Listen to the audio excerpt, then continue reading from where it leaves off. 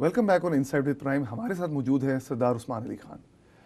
अच्छा, ब्रेक से पहले बात कर रहे थे मुशर्रफ साहब की और आपके वाले साहब के उनके साथ जो भी एक अंडरस्टैंडिंग थी। आम एक तासुर है मुशर्रफ साहब के बारे में कि जी अराउंड 2005-2006 मनमोहन साहब के साथ ये किसी ख़ास एग्रीमेंट पे, किसी ख़ास फार्मूले पे आ गए थे जो तय हो जाना था मसला। ये मसला काफ़ी हद तक अपनी पॉजिटिव कंक्लूजन की तरफ जा रहा था और फिर अनफॉर्चुनेटली पाकिस्तान में जो मुशर्रफ साहब का अपना ख्याल है कि जी लॉयर मूवमेंट शुरू हुई, उसके बाद वो सारा मसला जो कश्मीर का, जो मेरी मनमोहन साहब से मेरी अंडरस्टैंडिंग है, वो बैक बर्नर में चलेगी। पहली चीज़ ये कि वो अंडरस्टैंडिंग किन बेसिस पे थी, वो अंडरस्टैंडिंग थी क्या, वो क्या फार्मूला था जिसके बारे में बातचीत हो रही थी? इससे पहले मैं एक बात कहना चाहूँगा। जैसे मैंने आपसे पहले इंटरव्यू में गुजारिश किया कि पाकिस्तान एक पार्टी है। पाकिस्तान की तरफ से गवर्नमेंट में जो कोई भी हो, डिक्टेटर हो, सिविल गवर्नमेंट हो, कोई टेक्नोक्रेट हो, ब्यूरोक्रेट। मुशर्रफ साहब डिक्टेटर है ये नहीं है? हाँ, मुशर्रफ साहब डिक्टेटर थे, इसमें तो कोई शक नहीं। अनकॉन्स्टिट्यूशनल तरीके से आए ये नहीं है। कॉन्स्टिट्यूशनल बहस आपकी पाकिस्तान में है, हमारी कॉन्स्टिट्यूशनल बहस नहीं है। डिप्लोमेसी नहीं चलेगी। डिप्लोमेसी की बात नहीं है। देखें, गुजारिश ये है कि वो सीरीज ऑफ इवेंट्स किसी को भी नहीं पता। पहली तो चीज ये ना कि आप एक पर्सन की लेजिटिमेसी एक्सेप्ट करते ही नहीं करते। लेजिटिमेसी एक्सेप्ट करने की बात यह है कि वो पाकिस्तान के प्रेसिडेंट थे और वो पाकिस्तान के प्रेसिडेंट के बतौर उन्होंने परफॉर्म किया इतना अरसा। मैं आपको यही गुजारिश करना चाहता हूँ कि उसको एज ए डिक्टेटर या एज ए सिविलियन मत देखें, आप उसको गवर्नमेंट ऑफ पाकिस्तान का प्रपोजल देखें। और इनको गवर्नमेंट ऑफ पाकिस्तान को एक राइट है कि अपना प्रपोजल पेश कर सके, because they are party to it. Kashmir की बात हो रही थी जी, कश्मीर के ऊपर ही। और कश्मीर के ऊपर जो जनरल मुशर्रफ साहब का प्रपोजल था, वो प्रपोजल कोई नया नहीं था। वो पहले कभी चनाब फार्मूले की सूरत में आया, कभी निक्सन फार्मूले की सूरत में आया, कभी किसिंजर, मुख्तलिफ नाम के साथ कमोबेश यही फार्मूला आया। कंडोमिनियम की बात होती रही, कंडोमिनियम की बात होती रही और उसमें बड़े अच्छे प्रपोजल्स और बड़े अच्छे स्टेप्स सजेस्ट किए थे। फॉर इंस्टेंस, उन्होंने कहा कि पहले मरहले में सीज फायर लाइन के ऊपर पाकिस्तान और इंडिया की सीज फायर हो जाए। वो सीज फायर हो गया। पॉइंट नंबर 2 के Kashmiri people to people contact के सॉफ्ट बॉर्डर्स किए जाएं, इंट्रा कश्मीरी डायलॉग। कश्मीरियों का आर पार से एक बहुत 60 साल पुराना मुतालबा था, वो इंट्रा कश्मीरी डायलॉग रिज्यूम किया गया। Then third was the evacuation of Indian armed forces from the valley to the outskirts of Srinagar. अच्छा, उसमें कोई बात वो एथनिक बेसिस पे रेफरेंडम कराने की भी हुई थी? एथनिक बेसिस पे नहीं थी, रीजन्स की बात हुई थी। 5 रीजन्स कश्मीर के अंदर, कश्मीर 5 रीजन्स के state of Jammu and Kashmir, Pakistan है, लद्दाख है, जम्मू है, वैली है और आज़ाद कश्मीर है। ठीक है, 5 रीजन्स हैं।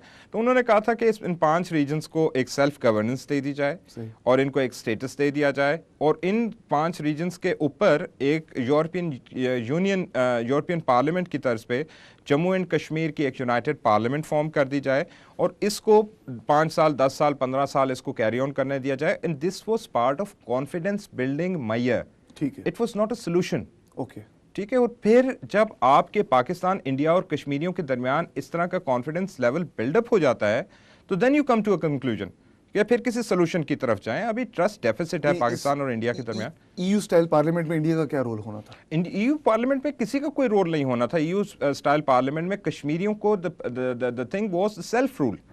कश्मीरियों को सेल्फ रूल का मौका दिया जाए। कश्मीरियों को पहले तो अपने अपने रीजन्स के अंदर लीडरशिप इलेक्ट करने का मौका दिया जाए और उसके बाद उनको यूनानिमस एक सेंट्रल लीडरशिप पूरी स्टेट की जो है वो मुंतखब करने का मौका दिया जाए और उसके बाद उनकी फाइनेंशियल एड की जाए, उनके साथ फाइनेंशियल अरेंजमेंट्स बनाए जाएँ उनकी वायबिलिटी के। और उसमें पाकिस्तान और एक ऑप्शन ये था कि पाकिस्तान और इंडिया दोनों उसमें दोनों का रोल हो, कोई ख़ास हद तक रोल हो, फोर्सेस विदड्रॉ हो जाएँ, दोनों करेंसीज एक्सेप्टेबल हों।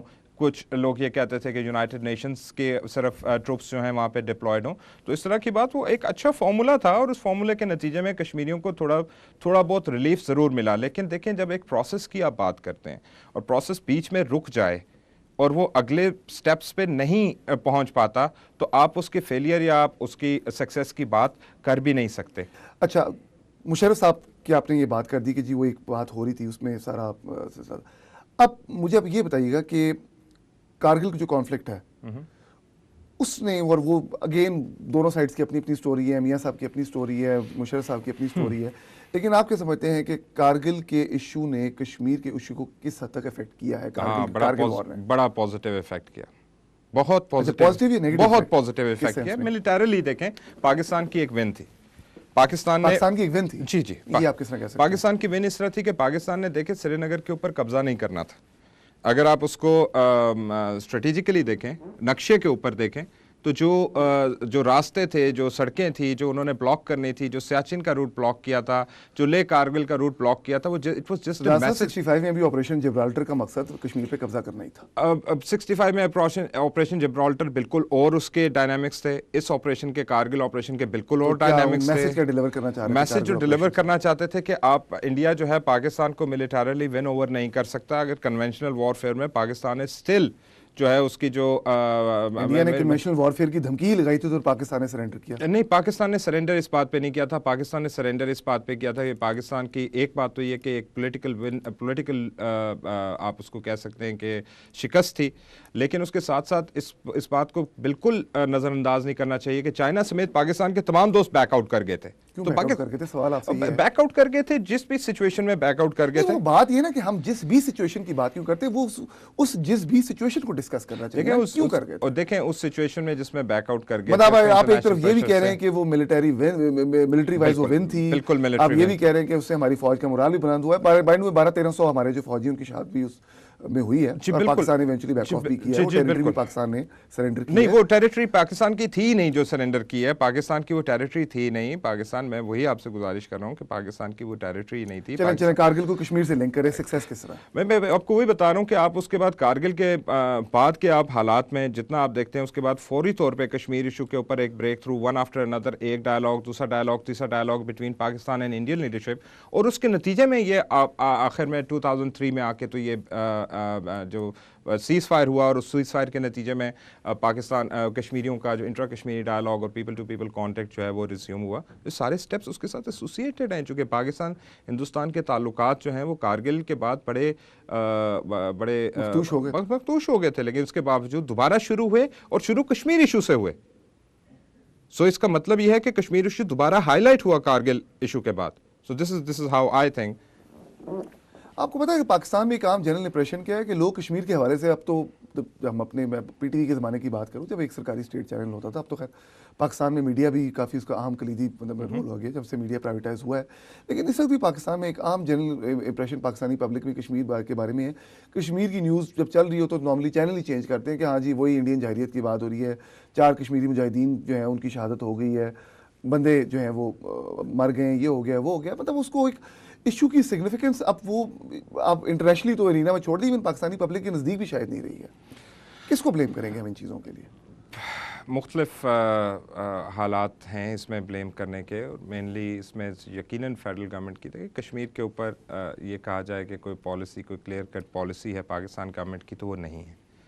फेडरल गवर्नमेंट की आप बात करें, आप शायद एक और बहुत बड़ी चीज़ भूल जाते हैं, आज़ाद कश्मीर की अपनी जो पॉलिटिकल क़यादत है, आप उसको क्यों इग्नोर करते हैं? आज़ाद कश्मीर की पॉलिटिकल क़यादत एक बात के ऊपर उनका कंसेंसस है, जो अभी तक की जो लीडरशिप है सारी, मोस्ट ऑफ देम उनका एक ही आइडियोलॉजी के ऊपर कंसेंसस है, और वो उसी तरह लेके चलना चाहते हैं। आज़ाद कश्मीर की जो लीडरशिप है वो मेरे ख्याल है ज़्यादा इसी झगड़े में मुलविस रहती है कि जी हमने पाकिस्तान में उनको जीएचक्यू और पाकिस्तान की बड़ी जो सियासी जमातें हैं उनके साथ उनको उनके आशीर्वाद चाहिए जी, उनके जिंदगी का। जी दुरुस्त, इसलिए कि उसके एक गवर्नेंस का भी एस्पेक्ट है। जब तक आप लोगों के गवर्नेंस एस्पेक्ट हैं, जब तक आप लोगों के गवर्नेंस इश्यूज रहेंगे कश्मीर पे तो बात नहीं होगी। तैमूर साहब अपनी पावर कंसोलिडेट कर लें, आप अपनी पावर कंसोलिडेट कर लें, अपना खुद आप लोग कंसेंसस पे आ नहीं सकते, आगे तो बातें क्या। तैमूर साहब देखें, जहाँ पे पॉलिटिकल डिफरेंसेस आते हैं, मैंने आपको इसलिए गुजारिश की कि आज़ाद कश्मीर के उसके प्रोस्पेक्ट में देखने की ज़रूरत है। आज़ाद कश्मीर एडमिनिस्ट्रेटिव यूनिट नहीं है। आज़ाद कश्मीर में गवर्नेंस की कशमकश है, उसके साथ साथ तहरीक भी मकबूजा कश्मीर में चल रही है, और उस तहरीक में आज़ाद कश्मीर का बड़ा अहम कलीदी रोल रहा और सारे अरसे में रहा। और अभी जबकि ये हालात दोबारा किसी नहज पे पहुंचते हुए जा रहे हैं, तहरीक दूसरी तरफ रिवाइव हो रही है अफजल गुरु की डेथ के बाद, अफजल गुरु की डेथ पेनल्टी के बाद इनफैक्ट, तो उसमें आज़ाद कश्मीर का भी इक्वली इंपॉर्टेंट रोल है। आपने एक बड़ी अच्छी बात की है कि मैं तो अभी एक ब्रेक का वक्फा लूंगा, उसके बाद मैं ज़रा जो Indian side of the story उसको भी डिस्कस करना चाहता हूँ, तो एक छोटी सी ब्रेक के बाद आपसे बात करेंगे।